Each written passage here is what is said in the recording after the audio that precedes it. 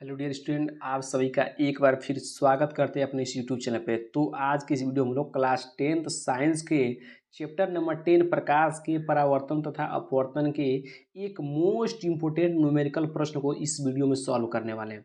ये प्रश्न most important प्रश्न है और 2025 के लिए मोस्ट इम्पोर्टेंट ये प्रश्न होने वाला है। ठीक है, ये प्रश्न टोटल लॉन्ग में आएगा और 2025 में आएगा ही आएगा। आप देख सकते हैं कि ये कितना इंपॉर्टेंट प्रश्न है, लगातार कई साल से पूछा जा रहा है। ठीक है, मॉडल पेपर का प्रश्न है 2023 2024 का, इंपोर्टेंट बन रहा है 2022 18 और 20 में पूछा जा चुका है। मतलब लगातार ही पूछ रहा है क्वेश्चन। ये मोस्ट इंपोर्टेंट क्वेश्चन है, इसको आप जरूर करके एग्जाम में जाइएगा। ठीक है, चलिए वीडियो को स्टार्ट करते हैं। और मैं आपको बता दूं कि यदि आप मेरे वीडियो को पहली बार देख रहे हैं तो वीडियो को लाइक और चैनल को सब्सक्राइब जरूर कीजिएगा।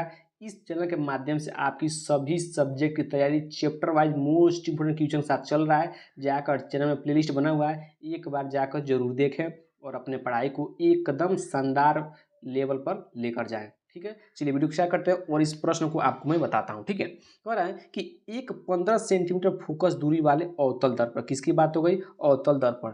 जैसे ही आपको अवतल दर्पण का नाम सुनने को मिल जाए, इस व्यक्ति का नाम सुनने को आपको मिल जाए अवतल दर्पण को, तो कुछ मत करना है, आपको याद रखना है निगेटिव। जो अवतल दर्पण होता है वो निगेटिव, सभी वस्तु सभी उसमें फोकस दूरी, वस्तु की दूरी, प्रतिबिंब की दूरी सब निगेटिव होती है। तो फोकस दूरी को लिखते हैं एफ से। आपने पढ़ा हुआ है फोकस दूरी किस लिखते हैं? एफ से। एफ का मान कितना दे दिया?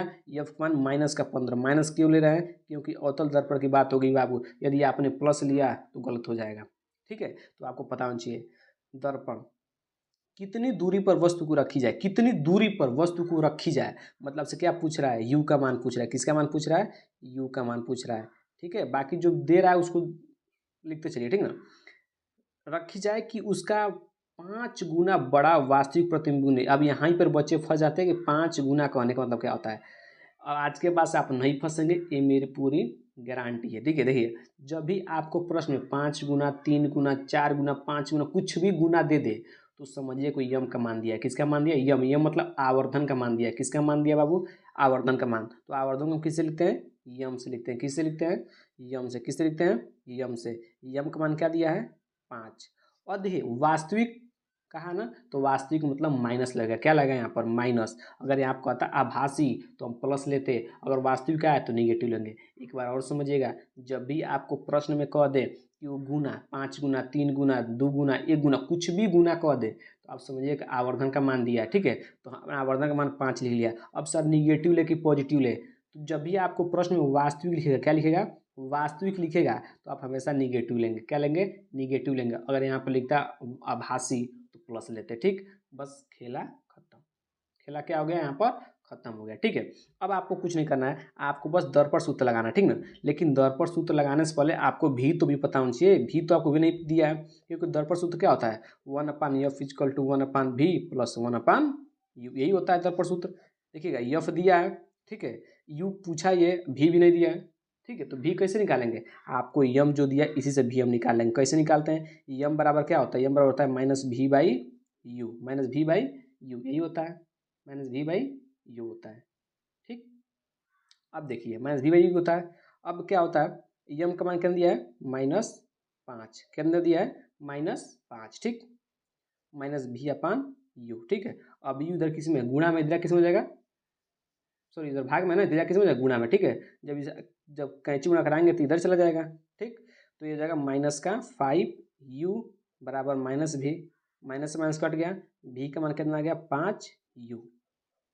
ठीक, अब बस यही मान यहाँ पर रख दीजिए, सॉल्व कीजिए, आपका आंसर आ जाएगा। मोस्ट इंपोर्टेंट क्वेश्चन है, देख लीजिए कितना खतरनाक प्रश्न है। ठीक ना, हमको भी चाहिए था तो हमने जो दिया था आवर्धन उससे हमने भी निकाल लिया। ठीक है, अब यहाँ बस मान रखिए, एक एफ का मान क्या दिया है? एफ का मान -15, तो -15 यहाँ पर रखिए इक्वल टू 1/v। भी का मान कितना निकाले? 5u, 5u रखिए, माइनस माइनस हो जाएगा ना, क्योंकि ये प्लस। अब यू का मान निकालना आपको, सॉरी इसको इसे कर दीजिए। ठीक है, क्योंकि यू का मान निकालना है। ठीक, अब क्या कीजिए, आप इसको इसको अब सॉल्व कर लीजिए। ठीक है, 1/15 इक्वल टू, यहाँ से सॉल्व कीजिए।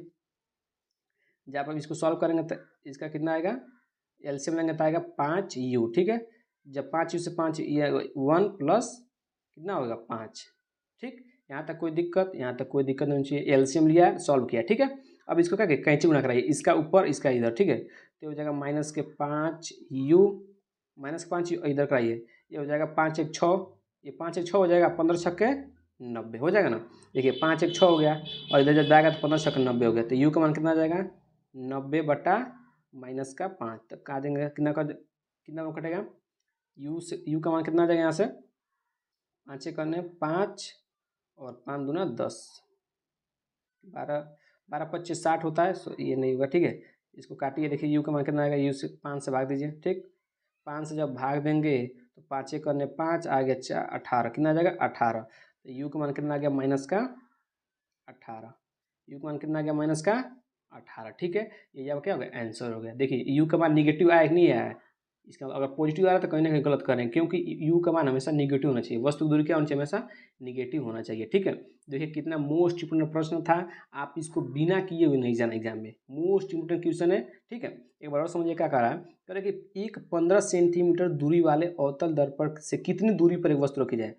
अवतल दर्पण की बात किया है तो अवतल दर्पण का नाम सुनते ही आपको एफ यू भी निगेटिव आना चाहिए। तो एफ का मान -15 लिख दिया। कह रहा है कि वस्तु कितनी दूरी पर रखा जाए, वस्तु रखी जाए, वस्तु मतलब यू का मान पूछा है और कह रहा है कि उसका 5 गुना बड़ा वास्तविक प्रतिबिंब बने। तो जब भी आपको 5 गुना 6 गुना 3 गुना 2 गुना कुछ भी देगा तो आप समझिए कि यम का मान दिया है, यम का मान 5 लिखा। अब निगेटिव की पॉजिटिव उसको लेना था, तो जब भी वास्तविक आएगा तो निगेटिव लेना है, ठीक है। अब आपको दर्पण सूत्र लगाना था, ठीक। लेकिन दर्पण सूत्र लगाने से लिए हमको तो कोई दो पता होना चाहिए ना, चाहे एफ भी चाहे एफ यू, कोई दो पता हो तो हम तीसरा निकाल सकते हैं। लेकिन इसमें बस हमको एफ दिया था, अब भी नहीं दिया था, यू भी पूछ ही रहा था, तो हमने क्या किया यम का मान से हमने क्या निकालिया भी निकाली। यम का मान होता है, यम का सूत्र क्या होता है, आवर्धन का सूत्र होता है -v/u। यहाँ से हमने यम का मान रखा, यू को उधर पक्षांतर किया तो भी का मान निकल गया, भी का मान इसमें रख दिया, सॉल्व किया, हमारा यू का मान आ गया, ठीक है। तो आशा करते हैं कि आपको एकदम प्रश्न अच्छा समझ में आया होगा, ठीक है। यदि आपको प्रश्न वाकई में लाजवाब लगा है तो आप वीडियो को लाइक और चैनल सब्सक्राइब जरूर कीजिएगा, ठीक है। चलिए मिलते हैं।